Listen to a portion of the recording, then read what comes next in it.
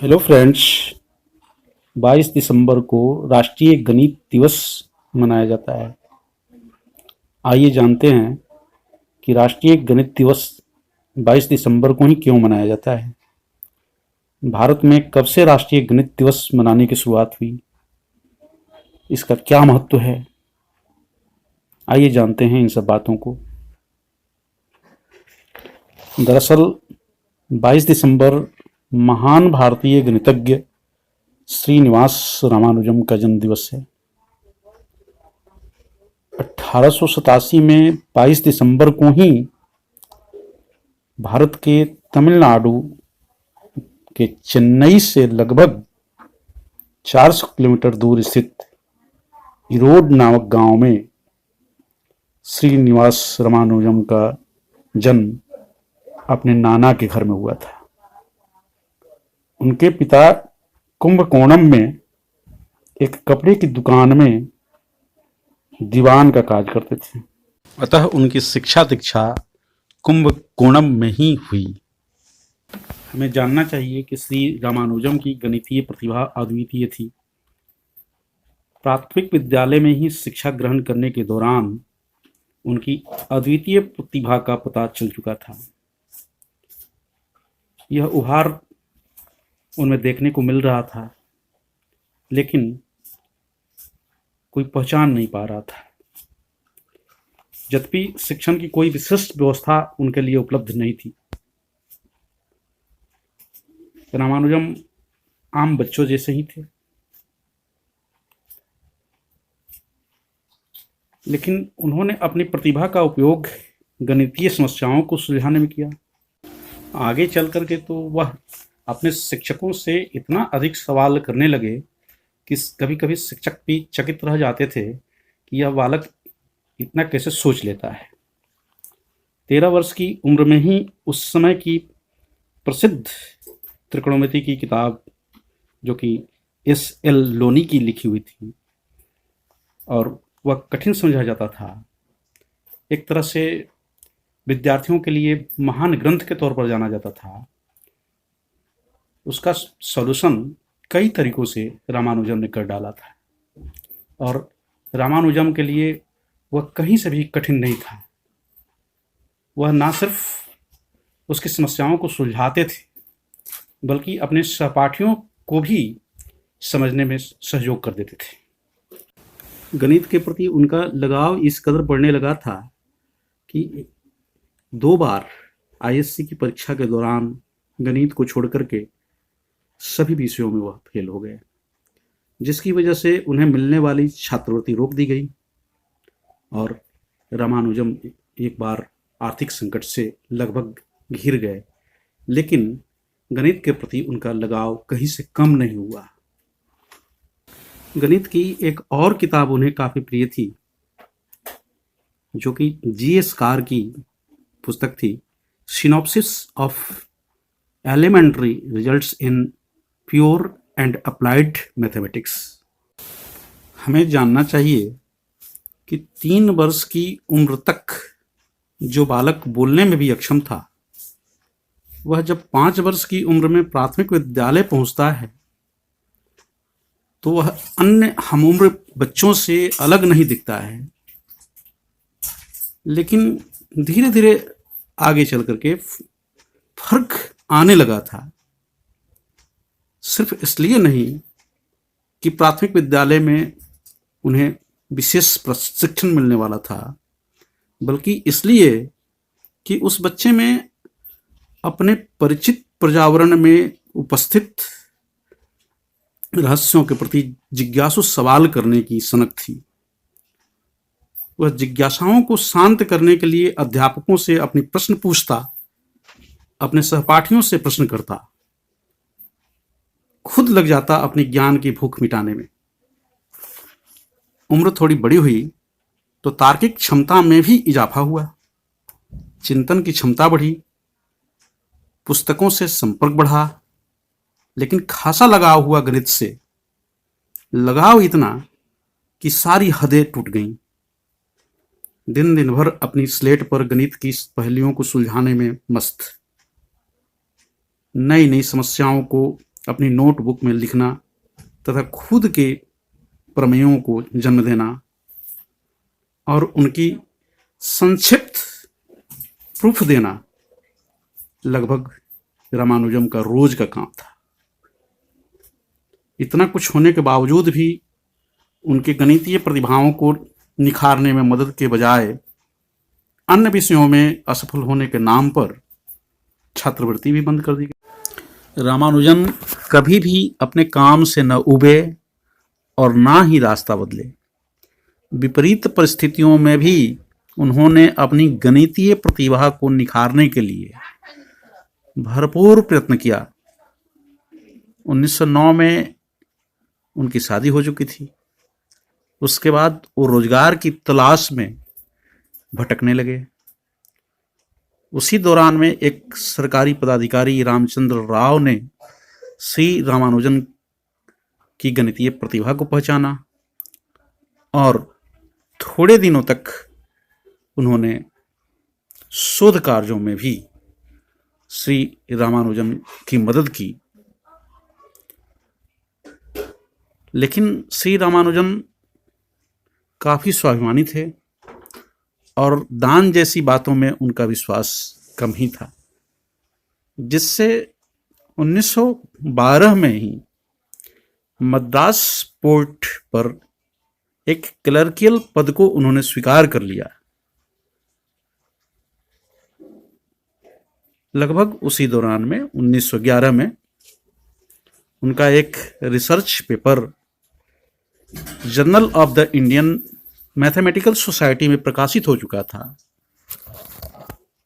और एक गणितज्ञ के रूप में उनकी पहचान बनते जा रही थी। इस तरह ही उनका दिन गुजर रहा था। कॉलेज के दिनों में ही रामानुजन उस समय के प्रसिद्ध ब्रिटिश गणितज्ञ G.S. हार्डी का नाम सुन रखे थे और उनके कामों से वह परिचित भी थे। अतः वह अपनी प्रमेयों और अनसुलझे सूत्रों को G.H. हार्डी को लिख भेजा। उन्होंने अपने विचारों से हार्डी को अवगत कराने के लिए पत्रों का सहारा लिया। 1913 में G.H. हार्डी के साथ शुरू हुआ उनका पत्र व्यवहार आगे चल करके दोस्ती में बदल चुका था। शुरू में G.H. हार्डी श्री रामानुजन के कामों के प्रति गंभीर नहीं थे। किसी विक्षिप्त के उटपटांग गणितीय सवाल की तरह रामानुजन के पत्र G.H. हार्डी को लगते थे। लेकिन एक बार जब गंभीर होकर के उन्होंने रामानुजन के किसी पत्र को देखा तो काफी अचंभा हुई। श्री रामानुजन के गणितीय प्रतिभा से वह इतने प्रभावित हुए कि उनकी छात्रवृत्ति दिलाने के लिए भी उन्होंने मद्रास विश्वविद्यालय को पत्र लिखा तथा एक पत्र में श्री रामानुजन को कैम्ब्रिज आने का न्योता भी दिया। रामानुजन अपने धार्मिक आस्थाओं विश्वासों की वजह से टाल मटोल कर रहे थे, लेकिन G.H. हार्डी की दोस्ती उनकी धार्मिक आस्था पर थोड़ी भारी पड़ी। किसी तरह समझाने बुझाने के बाद और बहुत प्रयासों के बाद 1914 में श्रीनिवास रामानुजन कैम्ब्रिज यूनिवर्सिटी के ट्रिनिटी कॉलेज पहुंचे और G.H. हार्डी के साथ उन्हें काम करने का मौका मिला। G.H. हार्डी ने उनके शोध कार्य में काफी मदद की। इस तरह से रामानुजन की गणितीय प्रतिभा का वैश्विक प्रदर्शन हुआ। 1916 में कैम्ब्रिज यूनिवर्सिटी से वह BSc की डिग्री हासिल किए। 1918 में रॉयल सोसाइटी ऑफ लंदन की फेलोशिप उन्हें मिली। बहुत सारे शोध कार्य हुए, दुनिया को उनके बारे में जानकारियां मिली। लेकिन यह ज़्यादा दिनों तक चल नहीं पाया। यूरोप की जलवायु श्री रामानुजन के व्यक्तित्व के अनुकूल नहीं थी और रामानुजन अपनी आस्था, विश्वास तथा रहन सहन के तरीकों में कोई खास बदलाव करने को तैयार नहीं थे।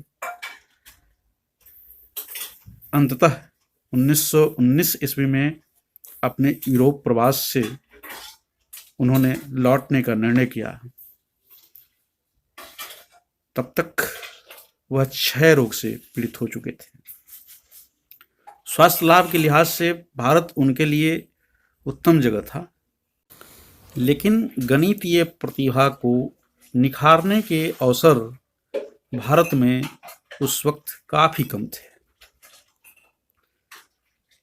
इस तरह से अपनी छोटी सी जीवन अवधि को हर सांस में उन्होंने गणित के साथ जिया और भारत में वो लौटने के बाद काफ़ी कम वक्त बिता सके। 26 अप्रैल 1920 को महज 32 वर्ष कुछ महीनों की अवधि में ही अंतिम सांस लिए। उनके द्वारा हासिल की गई उपलब्धियां भारत के लिए गौरवपूर्ण तो हैं ही, साथ ही उनका पूरा व्यक्तित्व पूरी दुनिया के गणितज्ञों के लिए प्रेरणा स्रोत है। मानव सभ्यताओं के शुरुआत के साथ ही गणित का भी विकास हुआ, या कह लें कि गणित ने सभ्यताओं के विकास को प्रेरित किया, तो सभ्यताओं ने गणित को फलने फूलने का अवसर प्रदान किया। प्राचीन सभ्यताओं का विकास हो या आज की हासिल की गई वैज्ञानिक उपलब्धियां हों, सभी गणित के ज्ञान से ही संभव हो सकी हैं। हमारे दैनिक जीवन का पहिया बिना गणितीय ज्ञान के आगे नहीं बढ़ सकता। मानवीय सभ्यता की तो बात ही अलग है। विकसित पशु तक भी गणितीय गणना की कुछ समझ रखते हैं। विकसित जंतुओं में लंबाई, चौड़ाई, ऊंचाई और छोटी गिनतियों की समझ होती है। कुल मिलाकर के मानवीय सभ्यता के विकास का आधार स्तंभ है विज्ञान, जो गणित के ज्ञान के बिना अपना एक कदम भी नहीं बढ़ा सकता। विज्ञान के विकास की आधारशिला है गणित। गणित के प्रति जागरूकता लाने, गणित से लगाव पैदा करने, गणितीय पर्यावरण को तैयार करने और भावी पीढ़ी के नवयुवकों में गणित की ललक पैदा करने के उद्देश्य से 2012 में तत्कालीन प्रधानमंत्री श्री मनमोहन सिंह ने भारत के महान गणितज्ञ श्रीनिवास रामानुजन के 125वीं वर्षगांठ वाले वर्ष में उनके जन्म दिवस 22 दिसंबर को राष्ट्रीय गणित दिवस के रूप में मनाए जाने की घोषणा की थी और तब से ही उनके जन्म दिवस को राष्ट्रीय गणित दिवस के रूप में मनाया जाता है। हमें ध्यान यह रखना होगा कि राष्ट्रीय गणित दिवस महज एक औपचारिकता भर नहीं रहे।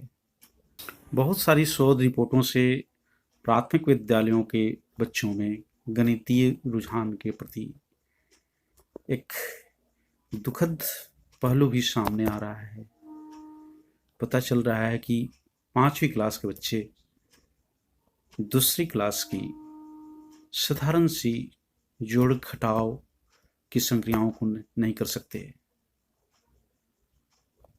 और 8वीं तक के स्तर के बच्चे भी भाग जैसी संक्रिया को अच्छी तरह से नहीं निपटा सके और ऐसे बच्चों की प्रतिशतता काफी अधिक है। गणित की यह उपेक्षा राष्ट्रीय विकास में कहीं बाधक न बन जाए, इसका भी ध्यान रखना होगा।